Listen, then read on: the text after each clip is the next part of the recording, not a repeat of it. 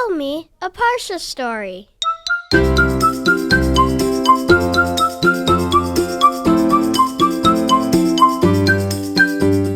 Welcome to Parsha House. Rabbi Yamin Goldsmith shared this story with me.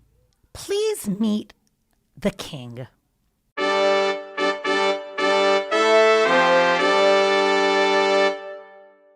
The king's name is Aleppo, and the king is soon going to be celebrating his 60th birthday. King Aleppo rules over many, many cities.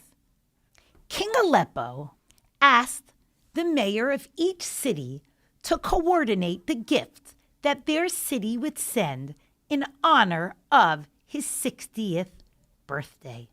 Aleppo had a messenger named Rufus, and Rufus's job was to go back to each village and thank them for the gift. The gifts started to come in to King Aleppo, and Rufus started going to the cities to say thank you. One city made King Aleppo a chair made out of twigs. That was so lame.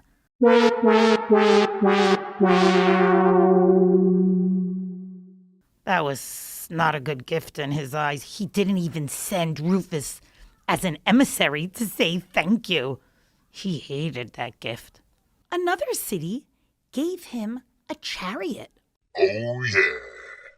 The chariot was decorated with diamonds and with other precious stones. Yeah!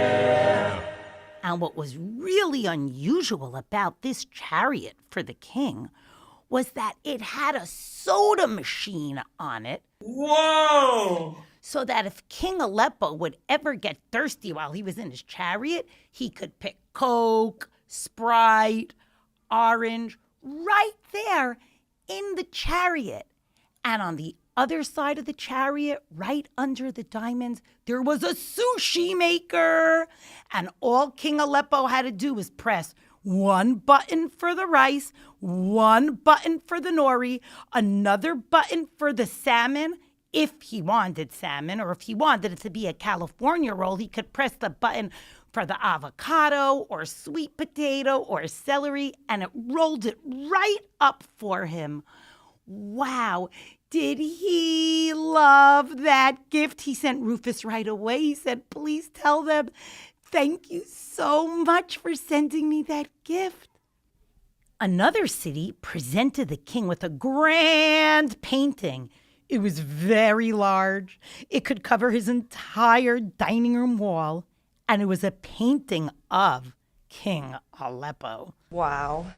Aleppo thought quite a bit of himself, so the painting made him quite happy, especially since when you touched the mouth, it started singing happy birthday.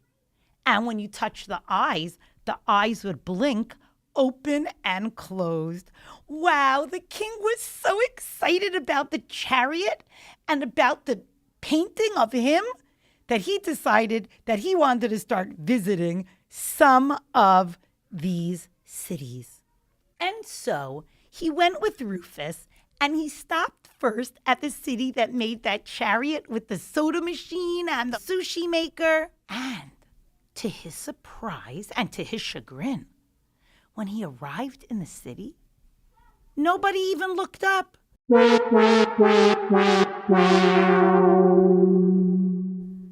even knew anything about this king and his birthday happening. They knew he was their king, but they didn't even know that he was celebrating his birthday or that he received a gift. You see, they had 4 engineers work on the chariot and was just sent on behalf of the city to the king. That was a little disappointing for King Aleppo. And so he said, I'm going to go to my second favorite city, the second favorite gift that I got, that painting of me, where if you touch the mouth, it opens and sings happy birthday to me, and the eyes blink. And the same thing happened. King Aleppo gets to the village. Nobody lifts their eyes or notices anything. When he got there and people saw him, they said, "Hello, Your Majesty." And he said, did you know that it was my birthday?" "No, we didn't." "Oh, happy birthday." Thanks. Is there a surprise party here that's going to start soon for me?" "No, but we really wish you a very happy birthday." They didn't know anything about it because one artist was in charge of that fancy painting. King Aleppo was feeling so deflated, and instead of feeling happy on his birthday, he was feeling sad, sad, sad, and even a little mad. Well, King Aleppo decided to go to that village that he didn't even say thank you to them because he really thought the gift was so bad, that chair that was made out of twigs. But he decided his day was going so badly, maybe he would go back to that city. Who knows? Maybe it would either be not such a great visit, but he knew that it couldn't be much worse than his other visits that he made. And so he got to the city, and as soon as he entered, everybody started coming out and singing, "Happy birthday to you. Happy birthday to you. Happy birthday, we love you." They were singing happy birthday to the king. Wow. In this village, everybody knew that it was Aleppo's birthday. They sang happy birthday with hearts filled with joy. Whoa! King Aleppo was a little surprised. Worst gift, best attention. Worst gift, best song. Worst gift, best audience participation. He said to a few of the people, "Thank you, thank you. How did you know that it was my birthday?" "How did we know? When we made that gift for you, King Aleppo, Your Majesty, every single person in our village was asked to contribute.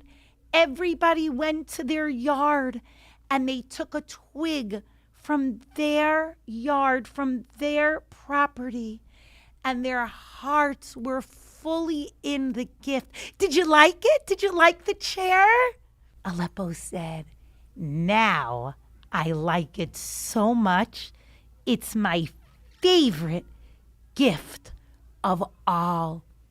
King Aleppo didn't need a chair made out of twigs, but it made the people feel so good and so dedicated that King Aleppo liked that gift best of all. And in this week's Parsha, Parashat Terumah, when Hashem instructs us to build the Mishkan, is it for Hashem? Hashem does not need a Mishkan. The Torah instructs us to contribute gold and silver and our talents because it's what's good for us. It's not what Hashem needs. And that's why, interestingly, the Torah doesn't say, please give. The Torah says, take. In the Torah, Hashem instructs Moshe to tell Bnei Israel, V'yikchu li truma me'et kol ish. Take for me a terumah. It says take instead of give. When we give, when we contribute of ourselves, when we give tzedakah, when we share our talents, we are gaining. And that lesson that we learn from this week's Parsha, to take our talents, to take our material goods, to share whatever we can, to contribute whatever we can, will help us grow and become even better people. Shabbat Shalom.